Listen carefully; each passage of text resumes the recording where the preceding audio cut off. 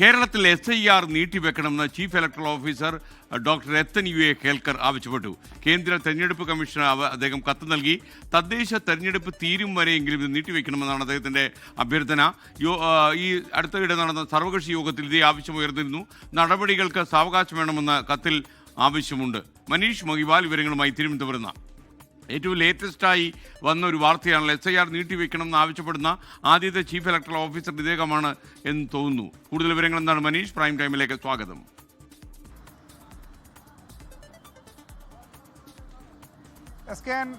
കേരളത്തിലെ സാഹചര്യം മനസ്സിലാക്കിക്കൊണ്ടാണ് മുഖ്യ തെരഞ്ഞെടുപ്പ് ഓഫീസർ ഇത് സംബന്ധിച്ചുള്ള വിവരം നിലവിൽ കേന്ദ്ര തെരഞ്ഞെടുപ്പ് കമ്മീഷന് നൽകിയിട്ടുള്ളത്. നേരത്തെ തന്നെ രാഷ്ട്രീയ പാർട്ടികളുടെ സർവകക്ഷി യോഗം ചേർന്നതിൽ BJP ഇതര രാഷ്ട്രീയ പാർട്ടികളെല്ലാം ആവശ്യപ്പെട്ടത് SIR നടപ്പാക്കുന്നത് സംബന്ധിച്ച് വേണ്ട എന്ന് തീർത്തും പറഞ്ഞില്ലെങ്കിലും ഇത്തരത്തിൽ ധൃതി പിടിച്ച് നടപ്പാക്കുന്നത് സംബന്ധിച്ചുള്ള ചില വിഷയങ്ങൾ, സാങ്കേതികമായ ചില വിഷയങ്ങളെ സംബന്ധിച്ച് സൂചിപ്പിച്ചിരുന്നു. കാരണം കേരളത്തിൽ ഈ മാസം അവസാനമോ അല്ലെങ്കിൽ ഒക്ടോബർ ആദ്യ വാരമോ തന്നെ തദ്ദേശ തെരഞ്ഞെടുപ്പിൽ വാർഡ് തലത്തിലൊക്കെ തന്നെ നിശ്ചയിക്കേണ്ട സംവരണം, ഒപ്പം തന്നെ തദ്ദേശ സ്ഥാപനത്തിലെ അധ്യക്ഷനെ സംബന്ധിച്ചുള്ള സംവരണം നിശ്ചയിക്കുന്ന നടപടി ക്രമങ്ങളടക്കം ആരംഭിക്കുന്നതാണ്. 3 മാസങ്ങൾക്ക് ശേഷം തദ്ദേശ തെരഞ്ഞെടുപ്പ് നടപടിക്രമങ്ങൾ തുടങ്ങി. ഇതിനിടയിലാണ് 4 മാസത്തോളമുള്ള നടപടിക്രമങ്ങളുള്ള പ്രക്രിയകളുള്ള SIRൻ്റെ കാര്യങ്ങൾ നടപ്പിലാക്കേണ്ടത്. ഇതിനിടയിൽ അതായത് കേരളത്തിൽ അടുത്ത വർഷം മെയ് മാസം, ഏകദേശം ഇനി 7 മാസം കഴിഞ്ഞാൽ കേരളത്തിൽ നിയമസഭാ തെരഞ്ഞെടുപ്പാണ്. ആ നിയമസഭാ തെരഞ്ഞെടുപ്പിന് മുൻപേ ഒരു 4 മാസം സമയം SIR നടപടിക്രമങ്ങൾ വേണം.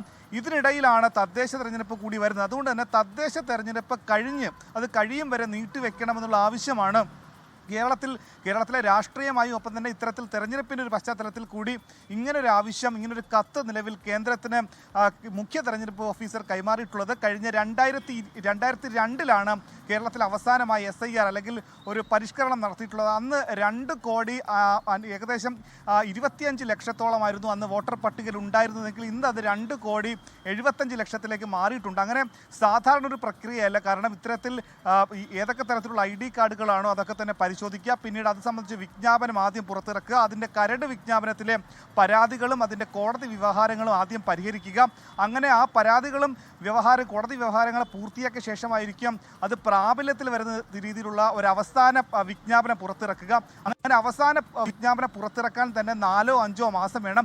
അതിന് മാധ്യമ പ്രവർത്തകർക്കും തദ്ദേശ സ്ഥാപനത്തിലെ പ്രതിനിധികൾക്കും രാഷ്ട്രീയ പാർട്ടിയിലെ പ്രതിനിധികൾക്ക് അടക്കം പരിശീലനം നൽകേണ്ടതുണ്ട്. ഇത്രയും അധികം പ്രോസസ്സുള്ള ഒരു കാര്യത്തിന് ഇത്രയും ധൃതി പിടിച്ച് നടപ്പിലാക്കണമോ എന്ന ഒരു ആശങ്ക അല്ലെങ്കിൽ അത് സംബന്ധിച്ച സങ്കീർണതകൾ ആണ് കേന്ദ്രത്തോട് പങ്കുവച്ചിട്ടുള്ളത്. ഒപ്പം തന്നെ അടുത്ത വർഷം കേരളത്തിൽ മാത്രമല്ല തമിഴ്നാട്ടിലും ആസാമിലും ബംഗാളിലും ഒക്കെ തന്നെ തെരഞ്ഞെടുപ്പുണ്ട്. അങ്ങനെ ഏകപക്ഷീയമായി ചില സംസ്ഥാനങ്ങളിൽ ഇത്ര ധൃതി പിടിച്ച് നടപ്പാക്കുന്നതിൽ ഉദ്ദേശശുദ്ധിയെ സംബന്ധിച്ചിട്ട് കാര്യങ്ങൾ രാഷ്ട്രീയ പാർട്ടികളിൽ വലിയ ചർച്ചയായിരുന്നു. പക്ഷേ ഈ കേരളത്തിലടക്കം വലിയ വിഷയങ്ങൾ, തെരഞ്ഞെടുപ്പ് അട്ടിമറിയെ സംബന്ധിച്ച്, കള്ളവോട്ട് ചേർക്കുന്നത് സംബന്ധിച്ചുള്ള വലിയ വിമർശനങ്ങളും വിവാദങ്ങളും തുടരുന്ന ഘട്ടത്തിൽ എല്ലാ രാഷ്ട്രീയ പാർട്ടികൾക്കും ഈ SIR വേണ്ട എന്ന തീരുമാനത്തിലേക്ക് എത്തിയിട്ടില്ലെങ്കിൽ കൂടി ഇത്തരത്തിൽ ധൃതി പിടിച്ചൊരു നിലപാട് വേണ്ട. അത് ബീഹാർ പോലെ വലിയ വിവാദ വിഷയമായേക്കാം.